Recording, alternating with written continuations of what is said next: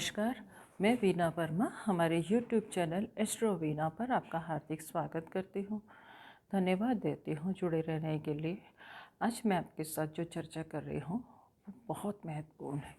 बहुत सबके मन में एक सवाल आता है कि सामने वाला इंसान इतना अमीर क्यों है और मेरे को इतनी सफलता क्यों नहीं मिल रही। तो कुंडली में हमारी जन्म पत्री में जो हमारे बर्थ के समय बनती है जन्म पत्री बर्थ चार्ट, इसमें दो तरीके के योग होते हैं। एक योग तो होता है हमारा राजयोग, जो नाम से ही विदित है कि ये राजयोग है और ऐसा योग जो है लोगों को सफल बनाता है और उनका समाज में मान सम्मान होता है। और दूसरा योग होता है दरिद्र योग। तो मैं दोनों के बारे में आपको थोड़ा सा विस्तार से, ज़्यादा समय नहीं लूँगी, थोड़ा सा बताती हूँ कि ये क्यों होते हैं और कैसे हमें इनके फल मिलते हैं। और अगर ये हमारे कुंडली में दरिद्र योग है, हमारे पास धन संपत्ति की कमी है, तो उसके दुष्प्रभाव को हम कैसे कम कर सकते हैं और कैसे हम शुभ फलों में, किन उपायों के साथ हम शुभ फलों में वृद्धि कर सकते हैं। क्योंकि अगर कोई बीमारी है या कोई टेंशन है तो उसको दूर करने के भी तरीके तो होते हैं। तो राजयोग जो बनते हैं वो हमारे बनते हैं योग, मतलब कि हमारे दो ग्रहों का या दो भावों से बनने वाले जो योग हैं उसको जोड़ बोलते हैं। तो कुछ योग जो होते हैं केंद्र और त्रिकोण से बनते हैं। अगर केंद्र और त्रिकोण में हमारे हमारे शुभ ग्रह बैठे हुए हों तो वो राजयोग कारक होते हैं। उच्च के ग्रह बैठे हुए हैं वो भी राजयोग कारक होते हैं। और अगर केंद्र और त्रिकोण मजबूत हो तो राजयोग होता है। अब इसमें क्या है कि ऐसे लोगों को अपार धन संपत्ति मिलती है, सफलता मिलती है और ये आगे बढ़ते चले जाते हैं। तो इसमें राजयोग में क्या है कि इनका सही सही जगह, सही प्लैनेट्स का बैठना बहुत ज़रूरी है। क्या राजयोग में क्या आता है, हमारा अनफा योग आता है, सुनफा योग आता है, दुरुद्रा योग आता है, वेशी वाशी उभयचारी, ये सूर्य और चंद्रमा से बनने वाले योग हैं। साथ ही साथ हंस योग है, भद्र योग है, मालव्य योग है, रोचक योग है, शश योग है। ये पंच महापुरुष योग हैं। ये भी जीवन में धनवान बनाते हैं। अगर इन ग्रहों की योगों के ग्रहों की, यानी कि शुक्र की, शनि की, मंगल की प्लेसमेंट, बुध की प्लेसमेंट अगर हमारी जन्म पत्री में अच्छी है, ये एक्सॉल्टेड हैं, शुभ भावों के स्वामी होने के साथ शुभ भावों में भी बैठे हुए हैं, तो हमें भरपूर फल मिलता है।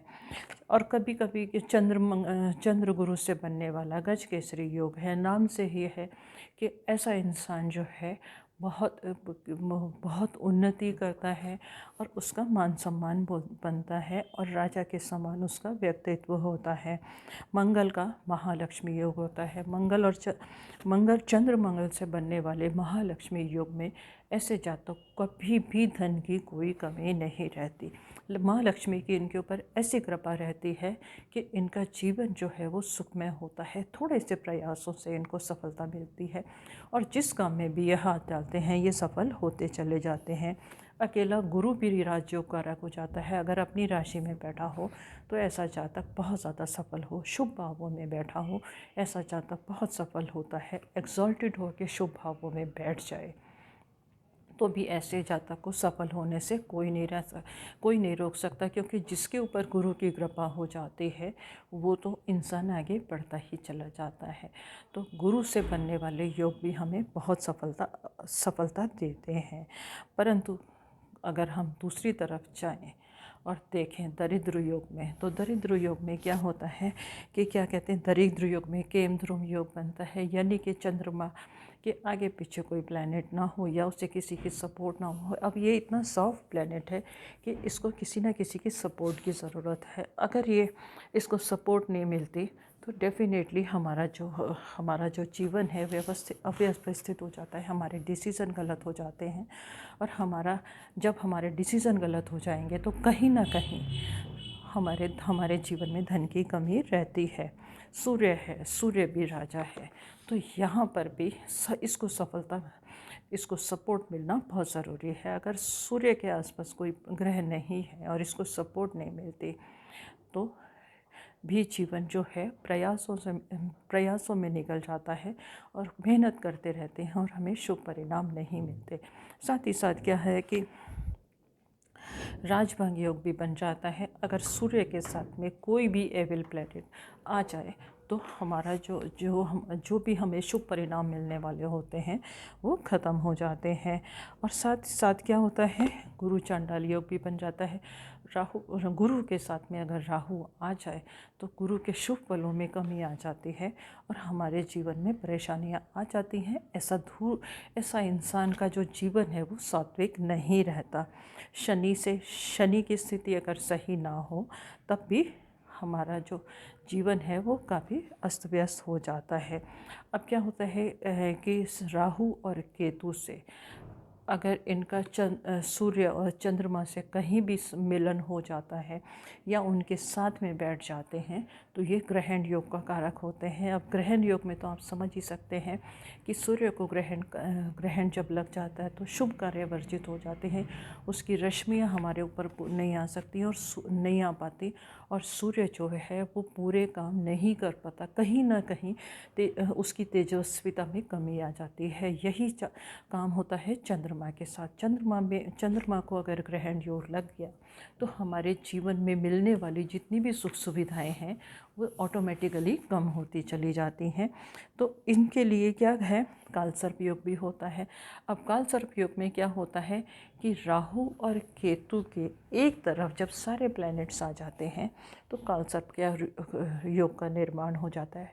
ऐसे लोगों के जीवन में क्या होता है कि वो ज़िंदगी भर उलझनों में रहते हैं, परेशान रहते हैं, प्रयत्न करते रहते हैं और उनकी मानसिक सब कुछ अगर इनके पास हो भी जाए तो मानसिक शांति की इनको कमी रहती है। अब ये योग तो अगर हमारी कुंडली में आ गए हैं तो इनके निवारण के लिए भी तो कुछ ना कुछ उपाय होंगे। जैसे बीमारी होती है, बीमारी के लिए दवा होती है, ऐसे ही इन छोटे छोटे उपायों से हम इन योगों से कैसे मुक्ति पाएँ, दरिद्र योग से। और जो हमारे को सफलता नहीं दे रहे ग्रहण योग है, गुरु चांडाल योग है, इनसे केम ध्रुम्स योग से हम कैसे मुक्ति पाएँ, तो आप उपाय नोट कर लीजिएगा। सबसे पहले उपाय में क्या करना है, आपको अपने घर के मुख्य द्वार को सुसज्जित रखना है। सुसज्जित रखने के लिए आप क्या कीजिएगा, एक ब्रास का आप स्वास्तिक ले लीजिएगा और ब्रास के स्वास्तिक को आप मुख्य द्वार पर लगाएंगे तो आपके घर में ऑटोमेटिकली पॉजिटिव रेज आ जाएंगी और इस दोष से काफ़ी हद तक मुक्ति मिल जाएगी।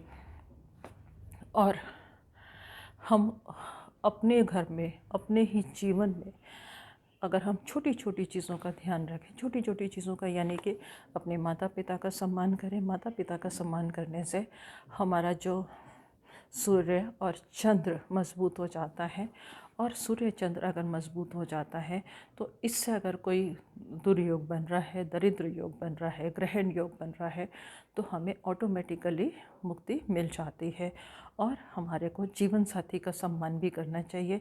अगर मेल हैं तो फीमेल का सम्मान करें और फीमेल हैं तो मेल का सम्मान करें। इससे हमारे शुक्र और मंगल अनुकूल हो जाते हैं। शुक्र हमें लग्जरीज देता है, जीवन की सारी सुख सुविधाएं देता है और मंगल जो है हमें एनर्जी देता है। तो हमें जीवन साथी का भी भरपूर सम्मान करना चाहिए। इससे हमें इन योगों से काफ़ी मुक्ति मिल जाएगी। दूसरा क्या है कि आप क्या कर सकते हैं, एक 3 धातु का आप कड़ा बनवा सकते हैं, 3 धातु का रिंग बनवा सकते हैं। 3 धातु में आपकी 2 ग्राम सोना होगा, 3 ग्राम चांदी और 4 ग्राम कॉपर होगा।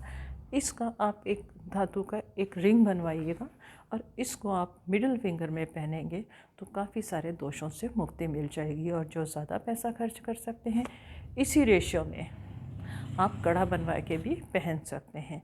अगर लेडीज़ हैं तो लेफ्ट हैंड में और जेंट्स हैं तो राइट हैंड में पहनिएगा, आपको काफ़ी सारे दोषों से मुक्ति मिल जाएगी। सूर्य चंद्रमा और गुरु की आपके ऊपर कृपा रहेगी और आपका जीवन जो है वो सुखमय हो जाएगा।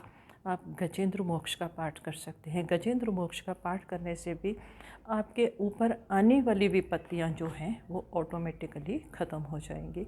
गजेंद्र मोक्ष का पाठ आपको कहीं से भी मिल जाएगा, उसका पाठ आप रेगुलर बेसिस पे कीजिएगा। आपके ग्रह आपको अनुकूल परिणाम ज़रूर देंगे। और अगर आपके पास बहुत ज़्यादा मतलब काम नहीं बन रहे और गरीबी की वजह से आप परेशान हैं, तो आप रेगुलर बेसिस पर कनक धारा स्रोत का पाठ कीजिएगा। ये भी इजीली आपको मिल जाएगा। माँ लक्ष्मी की आराधना कीजिएगा, आपको जीवन में खुशियाँ आएंगी और दरिद्र योग से मुक्ति मिल जाएगी। और हर तरीके के दोष के निवारण के लिए अगर आप कर सकते हैं तो गीता जी के 11वें अध्याय का पाठ रेगुलर कीजिएगा। हर दोष से मुक्ति मिल जाएगी और आपके जीवन में खुशियाँ आएंगी। आपकी खुशियों की कामना के साथ मैं आपसे विदा लेना चाहती हूँ। उम्मीद करती हूँ इस छोटी सी जानकारी से अगर आपके जीवन में कोई भी परेशानी है उससे मुक्ति मिले, आपका जीवन सुखमय हो। मन में कोई सवाल है आप मुझे लिख के भेजिएगा। और अगर चैनल अभी तक सब्सक्राइब नहीं किया तो इसे सब्सक्राइब भी कीजिएगा, लोगों के साथ शेयर भी कीजिएगा। धन्यवाद।